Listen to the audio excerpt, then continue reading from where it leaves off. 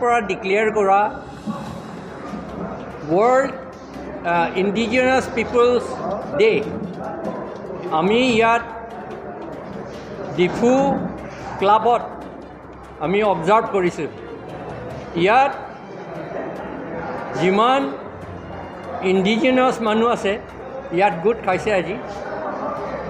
ৰেংমা নাগা, কুকি, শ্যাম, খাচী, গাৰো, ডিমাচা, আমাৰ কাৰ্বি সকলোৱে ইয়াত আমি জইন কৰি, আদিবাসীবিলাকো আছে আমাৰ লগত জইন কৰি পেলাই আমি দেউৰী আছে, জিমচায়া আছে, আমি ইয়াত অবজাৰ্ভ কৰিছোঁ।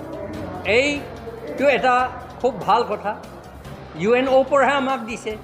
আমাৰ যে ইণ্ডিজিনাছ মানুহ গম পোৱা নাই। আমাৰ ইউনিটিৰ কাৰণে, আমাৰ নিজৰ মাটি, আমাৰ নিজৰ কালচাৰ প্ৰটেক্ট কৰিবৰ কাৰণে এই সুবিধাটো আমাক দিয়া হৈছে। সেইকাৰণে আমি আইনমতে সকলোৱে যিটো একচেপ্ট কৰিলে UNO চাৰ্টাৰ টু ইণ্ডিয়া গভৰ্ণমেণ্টটো ছিগনেটৰী হয়। সেইকাৰণে আমি সকলোৱে এইটো অবজাৰ্ভ কৰিছোঁ। লগতে আমি এইটো UNO পৰাহে কৰা, সেইকাৰণে আমি UNO ফ্লেগটো আমি আজি হইষ্ট কৰিছোঁ। UNO পতাকাটো আমি উঠাইছোঁ, আজি হইষ্ট কৰিছোঁ। কাৰ্বি আংলঙত ইণ্ডিজিনাছ মানুহে আজি আমি ইয়াত ইণ্টাৰনেশ্যনেল ইণ্ডিজিনাছ ডে এইটো অবজাৰ্ভ কৰাৰ সময় আমিও কাৰ্বি আংলং মানুহ এতিয়া ইণ্ডিজিনাছ ৰাইট হয় বুলি আমি ইয়াত আহিছে।